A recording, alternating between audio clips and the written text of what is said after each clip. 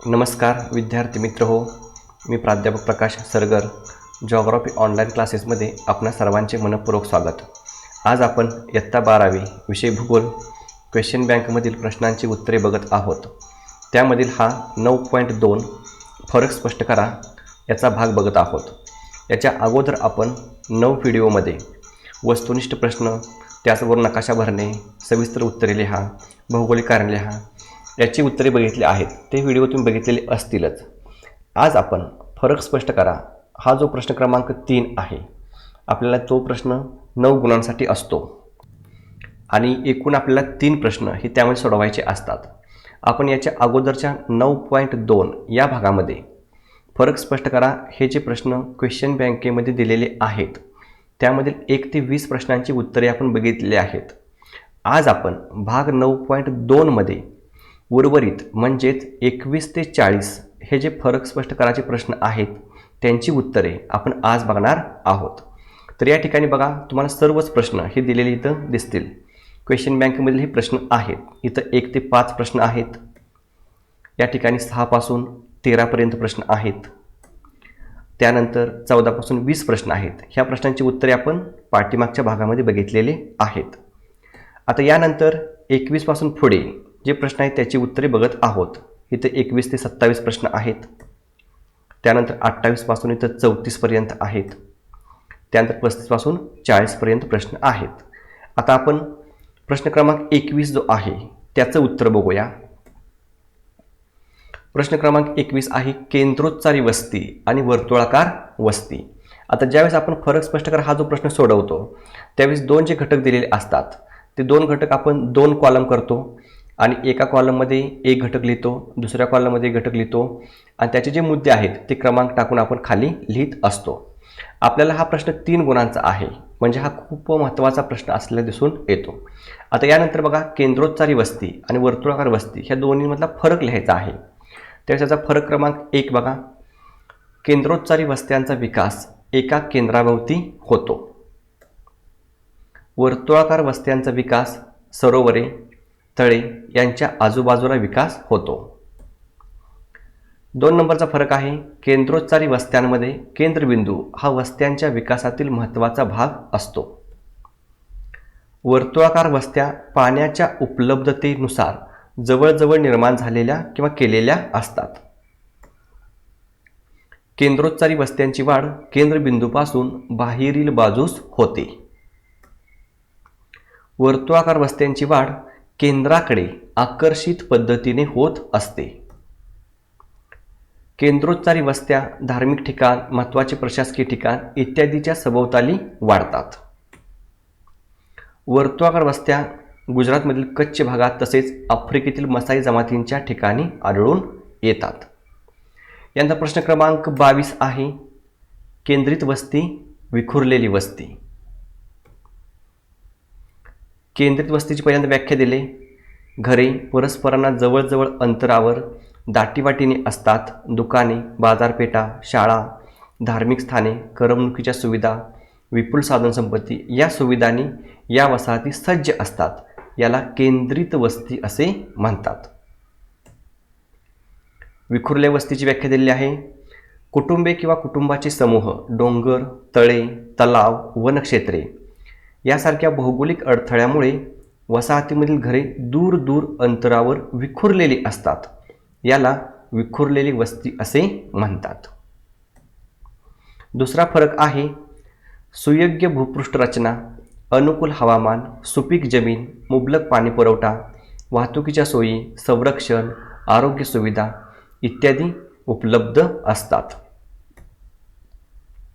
घरांना वापरलेली सामग्री वेगवेगळी असते, यामध्ये साध्या झोपडीपासून ते सिमेंट काँक्रीटच्या घरांचाही समावेश होतो। वसाहतीमधील घरांमधील अंतर जास्त असल्याने ती हवेशीर असतात। मोसमी आशियातील बऱ्याच वसाहती या प्रकारच्या आहेत, यामध्ये गंगा खोऱ्यातील वस्तींचा समावेश होतो। भारतातील आसाम, जम्मू काश्मीर, राजस्थान व महाराष्ट्रातील सह्याद्रीच्या उतारावर विखुरलेल्या वसाहती आढळतात। यात प्रश्न क्रमांक 23, रेषीय वस्ती व केंद्रोच्चारी वस्ती. यामधला फरक क्रमांक 1, रेषीय वस्त्यांचा विकास रस्ता, रेल्वे लाईन, नदी, कालवा इत्यादींना लागून होतो. केंद्रोच्चारी वस्त्यांचा विकास एका केंद्राभोवती होतो. रेषीय वस्त्यांच्या विकासामध्ये वाहतूक, पाणी उपलब्धता इत्यादी घटक महत्त्वाचे असतात. केंद्रोच्चारी वस्त्यांमध्ये केंद्रबिंदू हा वस्त्यांच्या विकासातील महत्त्वाचा भाग असतो. क्रमांक 3चा फरक आहे, रेषीय वस्त्यांची वाढ रस्ते, नदी, कालवे यांच्या दोन्ही काठाच्या बाजूने होत असते. केंद्रोच्चारी वस्त्यांची वाढ केंद्रबिंदूपासून बाहेरील बाजूस होते. क्रमांक 24चा प्रश्न आहे, एकाकी वस्ती, अपखंडित वस्ती. पहिला फरक आहे, विस्तृत कृषी क्षेत्रात एकाकी वस्ती आढळून येते. या वस्ती कृषी क्षेत्रात एकाकी असतात म्हणून त्यांना कृषी घरे किंवा फार्म स्ट्रीट असेही म्हणतात. वेगवेगळी वसलेली घरे किंवा घरांचे समूह मिळून अशी वसाहत निर्माण होते. याला अर्धकेंद्रित किंवा खंडित वस्ती असे म्हणतात किंवा याला अपखंडित वस्ती असेही म्हटले जाते. या घराशेजारीच धान्याची गोदामे, नोकर चाकर यासाठी घरे, कृषी अवजारे, जनावरांच्या शेड्स असतात. नदी, टेकडी किंवा अन्य भौगोलिक अडथळ्यामुळे एकाच वसाहतीचे तुकडे छकले पडतात. यामध्ये घरे वेगवेगळी असली तरी ते मिळून एक वसाहत बनलेली असते.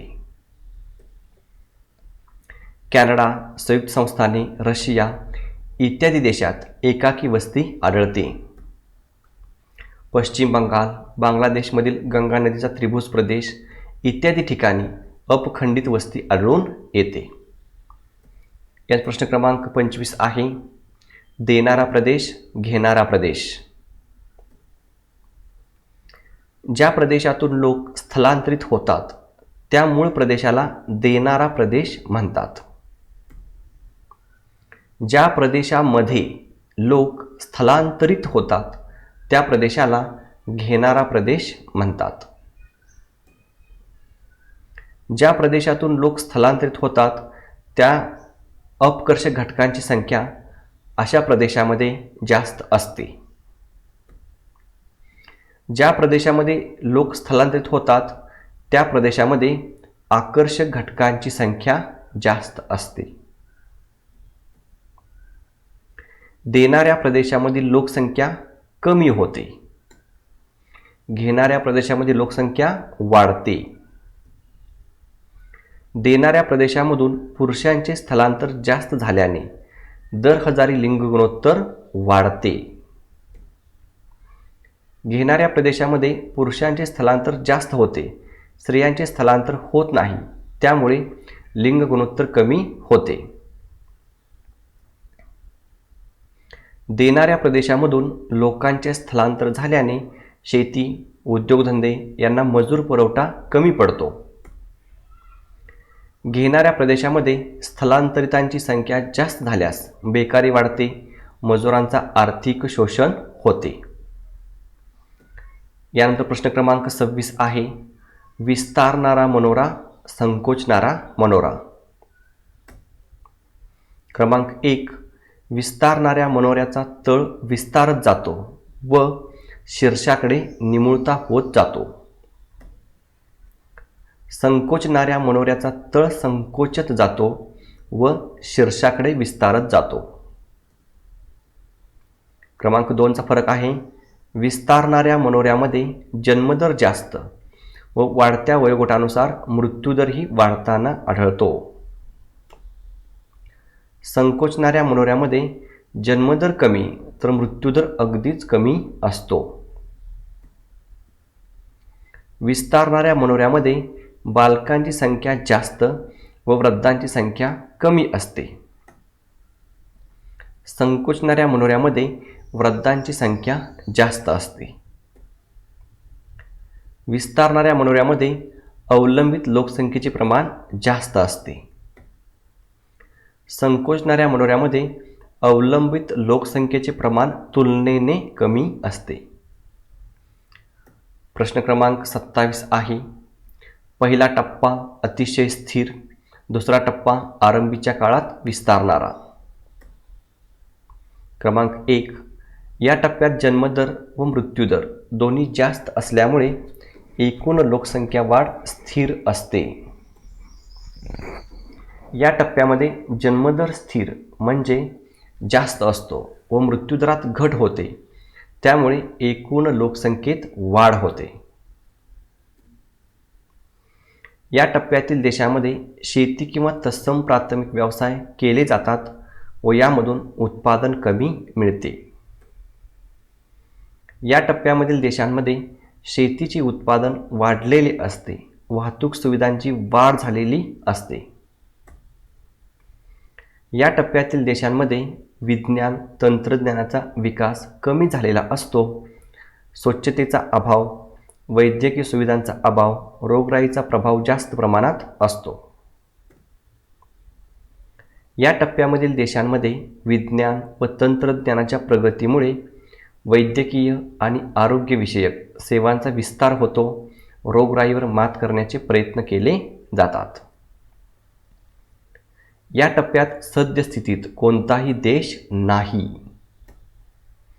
या टप्प्यात बांगलादेश, युगांडा, नायजर हे देश आहेत. यानंतर प्रश्न क्रमांक 28 आहे.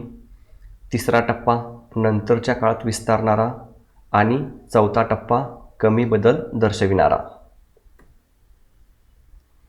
दुसऱ्या टप्प्यात कमी झालेला मृत्यूदर आणखीन कमी होत जातो, तसेच जन्मदरही कमी होऊ लागतो, त्यामुळे लोकसंख्या वाढीचा दर कमी होतो. या टप्प्यात तिसऱ्या टप्प्यातील जन्मदर आणखी कमी होतो व मृत्यूदर खूपच कमी झालेला असतो, त्यामुळे लोकसंख्या वाढ खूपच अत्यल्प असते. या टप्प्यातील देशांमध्ये गरिबी कमी होत असते, तंत्रज्ञानाचा विस्तार झालेला असतो, लोकसंख्येची शैक्षणिक पातळी उंचावलेली असते, कुटुंब नियोजनाचे महत्त्व लोकांना समजते. या टप्प्यातील देशांमध्ये उच्चतम वैद्यकीय सुविधा उपलब्ध असतात. पटकी, प्लेग यासारख्या साथीच्या रोगांचा पूर्णपणे नायनाट झालेला असतो, आरोग्याबद्दल लोक जागरूक असतात. या टप्प्यामध्ये सध्या चीन, भारत इत्यादी देश आहेत. या टप्प्यामध्ये सध्या अमेरिकेची संयुक्त संस्थाने हा देश आहे. पुढचा प्रश्न क्रमांक 29 आहे. लोकसंख्येची ग्रामीण रचना व लोकसंख्येची शहरी रचना.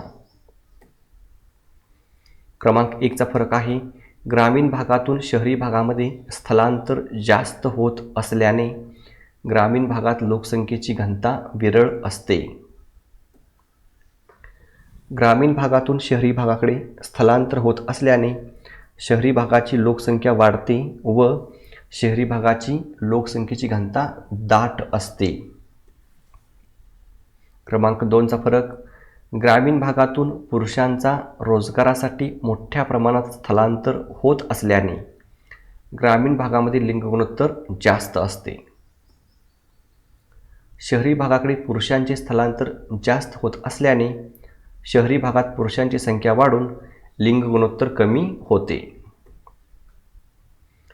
शहरी भागाच्या तुलनेत ग्रामीण भागातील लोकसंख्येमध्ये साक्षरतेचे प्रमाण कमी असते. ग्रामीण भागाच्या तुलनेत शहरी भागात साक्षरतेचे प्रमाण जास्त असते. ग्रामीण भागातील लोकसंख्या प्रामुख्याने प्राथमिक आर्थिक क्रियामध्ये गुंतलेली असते. शहरी भागातील लोकसंख्या प्रामुख्याने द्वितीयक व तृतीयक आर्थिक क्रियामध्ये गुंतलेली असते. यानंतर प्रश्न क्रमांक 30 आहे. ग्रामीण भूमी उपयोजन व नागरी भूमी उपयोजन. क्रमांक 1चा फरक आहे. ग्रामीण भूमी उपयोजनाचा बराचसा भाग शेती व्यवसायाशी निगडीत असतो. नागरी भूमी उपयोजन हे निवास व विविध व्यवसायाशी निगडीत असते. ग्रामीण भूमी उपयोजनाचे वर्गीकरण वने, बिगरक शेती, ओसाड भूमी, कायमस्वरूपी गायरान, किरकोळ वृक्ष, वनराई, चालू पडजमीन इत्यादीमध्ये केले जाते. नागरी भूमी उपयोजनाचे वर्गीकरण निवासी क्षेत्र, औद्योगिक क्षेत्र, संस्थात्मक क्षेत्र, मनोरंजनाखालील क्षेत्र, वाहतूक, व्यापारी क्षेत्र, संमिश्र भूमी उपयोजन इत्यादीमध्ये केले जाते. ग्रामीण भूमी उपयोजनामध्ये ओसाड शिल्लक भूमीचे प्रमाण नागरी भूमी उपयोजनापेक्षा जास्त असते. नागरी भूमी उपयोजनामध्ये ग्रामीण भूमी उपयोजनाच्या तुलनेत ओसाड शिल्लक भूमीचे प्रमाण कमी असते. पुढचा प्रश्न क्रमांक 31 आहे, पशुपालन आणि मासेमारी. पशुपालन व्यवसाय जगामध्ये 30° ते 60° उत्तर व 30° ते 55° दक्षिण अक्षवृत्तादरम्यान जास्त विकास झालेला आहे. मासेमारी व्यवसायाचा उत्तर अटलांटिक महासागर, पॅसिफिक महासागराचा पूर्व व ईशान्य किनारा इत्यादी सागरी प्रदेशात जास्त विकास झालेला आहे. क्रमांक 2चा फरक आहे, पशुपालन व्यवसायावर अत्याधुनिक तंत्रज्ञान, बाजारपेठ, विस्तीर्ण गवताळ कुरणे, घनदाट वने, रोगट हवामान, निकृष्ट चारा इत्यादी घटक परिणाम करतात. मासेमारी व्यवसायावर समुद्रबुड जमीन, त्याला आपण भूखंड मंच असंही म्हणतो, दंतूर किनारा, नैसर्गिक बंदरे, प्लवकाची उपलब्धता, शीत व उष्ण सागरी प्रवाहांचा संगम इत्यादी घटक परिणाम करतात. क्रमांक 3चा फरक, पशुपालन व्यवसाय ऑस्ट्रेलिया, उत्तर व दक्षिण अमेरिका खंडात जास्त व्यापारी तत्वावर विकसित झाला आहे. मासेमारी व्यवसायासाठी Dogger bank, Georges bank, Grand bank इत्यादी ठिकाणे प्रसिद्ध आहेत. प्रश्न क्रमांक 32 आहे, शेती, खाणकाम. क्रमांक 1चा फरक, शेती हा मानवाचा प्राचीन व्यवसाय असून या व्यवसायामधून प्रामुख्याने अन्न पदार्थांचे उत्पादन घेतले जाते. खाणकाम हा सुद्धा मानवाचा प्राचीन व्यवसाय असून यामधून आवश्यक वस्तू निर्मितीसाठी धातूंचे उत्पादन घेतले जाते. क्रमांक 2, शेती व्यवसायावर मृदा, पाणी पुरवठा, हवामान, आधुनिक तंत्रज्ञान इत्यादी घटक परिणाम करतात. खाणकाम व्यवसायावर धातूचे मूल्य, खनिजांचा दर्जा, तंत्रज्ञान, भांडवल, खडक रचना इत्यादी घटक परिणाम करतात. शेती व्यवसायावर अक्षवृत्तीय स्थानाचा परिणाम होतो. खाणकाम व्यवसायावर अक्षवृत्तीय स्थानाचा परिणाम होत नाही. शेती व्यवसायामधून अन्नधान्य, फळे, भाजीपाला तसेच काही कच्च्या पदार्थांची निर्मिती केली जाते. खाणकाम व्यवसायामधून खनिज तेल, नैसर्गिक वायू, दगडी कोळसा इत्यादी ऊर्जा साधने तसेच कच्च्या धातूंचे उत्खनन केले जाते. यानंतर प्रश्न क्रमांक 33, स्थलांतरित शेती, उद्यान शेती. झाडे, झुडपे, गवत कापले जाते व वाळल्यानंतर ते जाळून टाकले जाते. त्यानंतर शिल्लक राहिलेली राख खत म्हणून मृदेत मिसळली जाते व पावसाळ्यापूर्वी बी पेरणी करून शेती केली जाते. पुन्हा उत्पादन कमी झाल्यास अशीच प्रक्रिया दुसऱ्या ठिकाणी केली जाते. त्या शेतीस स्थलांतरित शेती असे म्हणतात. फुले, फळे, औषधी वनस्पती, शोभेची झाडे यांचे उत्पादन व्यापारी तत्वावर घेतले जाते. अशा शेतीस उद्यान शेती असे म्हणतात. या ठिकाणी दोन्ही शेतींचे तुम्हाला अर्थ सांगितलेले आहेत. यानंतर फरक क्रमांक 2, शेतीचा लहान आकार, वनसंपदेचा ऱ्हास, मृदेची धूप, उत्पादन कमी ही या शेतीची वैशिष्ट्ये आहेत. मनुष्यबळाचा वापर, आधुनिक यंत्रांचा वापर, व्यापारी स्वरूप ही या शेतीची वैशिष्ट्ये आहेत. ही शेती आग्नेय आशिया, मध्य व दक्षिण अमेरिका, आफ्रिका इत्यादी प्रदेशात केली जाते. उष्णकटिबंधीय, भूमध्यसागरीय व समशीतोष्ण कटिबंधीय हवामानाच्या प्रदेशात ही शेती केली जाते. यानंतर प्रश्न क्रमांक 34 आहे, मंडई शेती आणि सखोल उदरनिर्वाह शेती. क्रमांक 1चा फरक, शहरी भागातील भाजीपाला, फळे, दूध, अंडी, मांस, मासे इत्यादी मागणी पूर्ण करण्यासाठी शहरासभोवताली ही शेती केली जाते. लहान आकाराच्या उपलब्ध जागेमधून जास्तीत जास्त उत्पादन काढण्याचा प्रयत्न केला जातो त्या शेतीचा यामध्ये समावेश होतो. क्रमांक 2, आधुनिक शेती प्रकार, तंत्रज्ञानाचा वापर, रासायनिक व सेंद्रिय खतांचा मुक्त वापर, भांडवलाचा अधिक वापर इत्यादी या शेतीची वैशिष्ट्ये आहेत. क्रमांक 2चा फरक, शेतजमिनीचा लहान आकार, अन्नधान्य उत्पादनास प्राधान्य, मानवी श्रम व प्राण्यांचा वापर इत्यादी या शेतीची प्रमुख वैशिष्ट्ये आहेत. क्रमांक 3, खेड, शिवापूर, सासवड येथून पुणे शहरात फुले, फळे, भाजीपाला यांचा होणारा पुरवठा ही मंडई शेतीची उदाहरणे आहेत. प्रामुख्याने मान्सून हवामान प्रदेशातील भारत, चीन, जपान, कोरिया, श्रीलंका, पूर्व आशियातील देश या ठिकाणी सखोल उदरनिर्वाह शेती केली जाते. प्रश्न क्रमांक 35 आहे, कृषी आधारित उद्योग व खनिजावर आधारित उद्योग. फरक क्रमांक 1, कृषीमधून उत्पादित केल्या जाणाऱ्या कच्च्या मालावर प्रक्रिया करणाऱ्या उद्योगांना कृषी आधारित उद्योग असे म्हणतात. खाणकामामधून उत्पादित केल्या जाणाऱ्या कच्च्या खनिजावर प्रक्रिया करणाऱ्या उद्योगांना खनिजावर आधारित उद्योग असे म्हणतात. क्रमांक 2, साखर कारखाने, कापड गिरण्या, अन्न प्रक्रिया उद्योग इत्यादींचा कृषी आधारित उद्योगामध्ये समावेश होतो. क्रमांक 2, पेट्रोकेमिकल्स उद्योग, लोहपोलाद उद्योग, ॲल्युमिनियम निर्मिती उद्योग इत्यादींचा खनिजावर आधारित उद्योग आहेत. क्रमांक 3 फरक, कृषी उत्पादनावर हवामान, अक्षवर्तीय विस्तार यांचा परिणाम होतो व त्यामुळे कृषी आधारित उद्योगावर सुद्धा या घटकांचा परिणाम होतो. खाणकामावर अक्षवर्तीय विस्तार, हवामान यांचा परिणाम होत नाही व त्यामुळे या घटकांचा खनिजावर आधारित उद्योगावर सुद्धा परिणाम होत नाही. प्रश्न क्रमांक 36, वनाधारित उद्योग, प्राणीजन्य उद्योग. क्रमांक 1चा फरक, वनांमधून मिळणाऱ्या कच्च्या मालावर प्रक्रिया करणाऱ्या उद्योगांना वनाधारित उद्योग असे म्हणतात.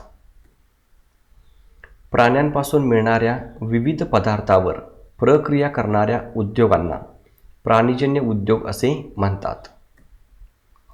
क्रमांक 2, वनांमधून मिळणाऱ्या राळ, डिंक, रंग, वंगण, तेल, सुगंधी द्रव्ये इत्यादी पदार्थावर या उद्योगामध्ये प्रक्रिया केली जाते. प्राण्यांपासून मिळणाऱ्या मांस, दूध, कातडी, शिंगे, हाडे, केस इत्यादीवर या उद्योगामध्ये प्रक्रिया केली जाते. या उद्योगामधून कागद निर्मिती, फर्निचर निर्मिती, जहाज बांधणी व इमारत बांधणीसाठी लाकूड निर्मिती केली जाते. या उद्योगामधून विविध अन्नपदार्थ, रेशीम, कापड, लोकरीचे कापड, जॅकेट, शोभेच्या वस्तू इत्यादींची निर्मिती केली जाते.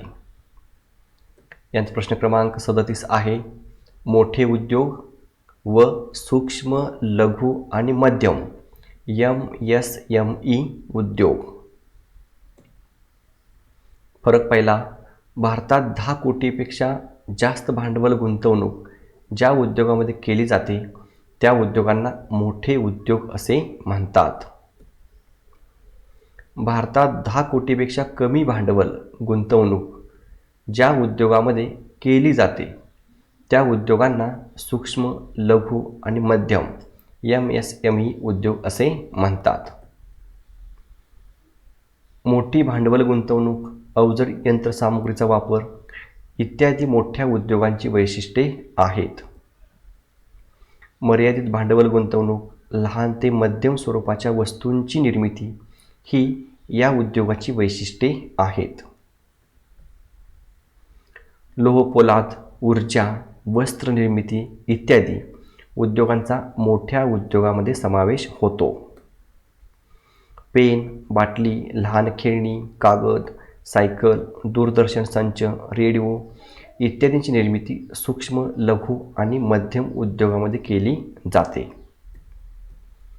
प्रश्न क्रमांक 38 आहे, मूलभूत किंवा अवजड उद्योग किंवा ग्राहक उपयोगी वस्तू किंवा हलके उद्योग. क्रमांक 1, जे उद्योग प्रामुख्याने पायाभूत किंवा मूलभूत वस्तूंचे उत्पादन करतात, ज्यावर इतर उद्योग अवलंबून असतात, अशा उद्योगांना मूलभूत किंवा अवजड उद्योग असे म्हणतात. जे उद्योग ग्राहकांना प्रत्यक्ष वापरायोग्य वस्तूंचे उत्पादन करतात, अशा उद्योगांना ग्राहक उपयोग किंवा हलके उद्योग असे म्हणतात. हा जो प्रश्न आहे, मूलभूत अवजड उद्योग किंवा ग्राहक उपयोगी वस्तू हलके उद्योग, हा प्रश्न डबल विचारलेला आहे. हा प्रश्न 38 नंबरला एक आहे आणि याच्या अगोदरचा जो व्हिडिओ होता त्यामध्ये 15 नंबरला हाच प्रश्न डबल प्रश्नपेढीमध्ये विचारलेला आहे. आता आपण फरक क्रमांक 2 बघूया. अवजड उद्योगांच्या तुलनेत जास्त भांडवलाची आवश्यकता असते. हलक्या उद्योगांच्या तुलनेत कमी भांडवलाची आवश्यकता असते. लोह पोलाद हा अवजड उद्योग असून यामधील पोलादाचा उपयोग अवजड यंत्रसामुग्री व इतर उद्योगामध्ये केला जातो. दैनंदिन वापरातील घड्याळे, इलेक्ट्रॉनिक वस्तू निर्मिती, औषधे उत्पादन इत्यादी उद्योगांचा यामध्ये समावेश होतो. प्रश्न क्रमांक 39 आहे, कुटिरी उद्योग किंवा गृह उद्योग आणि सहाय्यभूत उद्योग. फरक क्रमांक 1, मोठ्या प्रमाणात मानवी श्रमाचा वापर व स्थानिक कच्च्या मालापासून पक्का माल तयार करणाऱ्या उद्योगांना कुटिरी उद्योग किंवा गृह उद्योग असे म्हणतात. इकडं इतर उद्योगासाठी वापरात येणारी यंत्रे, सुटे भाग तयार करणाऱ्या उद्योगांना सहाय्यभूत उद्योग असे म्हणतात. क्रमांक 2, सामान्यपणे पक्का माल नेहमीच्या वापरासाठी आणि स्थानिक बाजारात विक्रीसाठी तयार केला जातो. यामधील पक्क्या मालाच्या आधारे मोठी यंत्रे, मोटारगाड्या, रेल्वे इंजिन इत्यादीची निर्मिती केली जाते. या उद्योगामध्ये सहाय्यभूत उद्योगाच्या तुलनेत भांडवल व वाहतूक खर्च कमी येतो. या उद्योगामध्ये कुटिरी उद्योग तुलनेत भांडवल व वाहतूक खर्च जास्त येतो. या उद्योगामध्ये कुंभार, विणकर, लोहार, सुतार इत्यादी रजई, पैठणी, मडके इत्यादींची निर्मिती करतात, ज्याला मोठी मागणी असते. या उद्योगामध्ये खिळे, चाके, लोखंडी सळ्या, लोखंडी पत्रे यांची निर्मिती केली जाते. प्रश्न क्रमांक 40, भूमी उपयोजन आणि प्रादेशिक विकास. भूमीचा उपयोग कोणकोणत्या कारणासाठी केला जातो, त्यास भूमी उपयोजन असे म्हणतात. नैसर्गिक संसाधनाचा इष्टतम वापर करणे व सर्वांगीण विकासासाठी मनुष्यबळ निर्माण करणे म्हणजे प्रादेशिक विकास होय. क्रमांक 2, ग्रामीण भूमी उपयोजन व शहरी भूमी उपयोजनामध्ये फरक आढळून येतो. ग्रामीण भागाच्या तुलनेत शहरी भागाचा प्रादेशिक विकास जास्त झालेला असतो. क्रमांक 3, जास्तीत जास्त भूमी उपयोजन शेती, वाहतूक, उद्योगधंद्यासाठी झालेले असेल तर त्या प्रदेशाचा प्रादेशिक विकास जास्त होतो.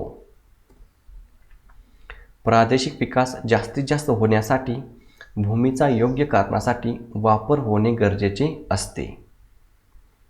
वाढत्या लोकसंख्येनुसार भूमी उपयोजन योग्य केल्यास नकारात्मक परिणाम टाळता येतात.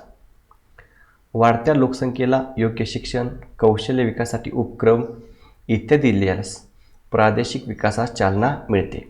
अशा पद्धतीने आपण बोर्डाने दिलेल्या क्वेश्चन बँकमधील फरक स्पष्ट करा याच्या सर्व प्रश्नांची उत्तरे बघितलेली आहेत. या व्हिडिओमध्ये आपण 21 ते 40 प्रश्नांची उत्तरे बघितली. याच्या अगोदरच्या व्हिडिओमध्ये आपण 1 ते 20 प्रश्नांची उत्तरे बघितलेली आहेत. अशा पद्धतीने बोर्डाने दिलेली क्वेश्चन बँकमधील जवळपास आपण सर्व प्रश्न सोडवले आहेत. आता यानंतर फक्त आकृत्या काढणे आणि टिपा लिहा एवढे प्रश्न राहिले आहेत. त्यावर आपण लवकरच व्हिडिओ तयार करणार आहोत. पुन्हा भेटू एका दर्जेदार व्हिडिओसह. तोपर्यंत नमस्कार.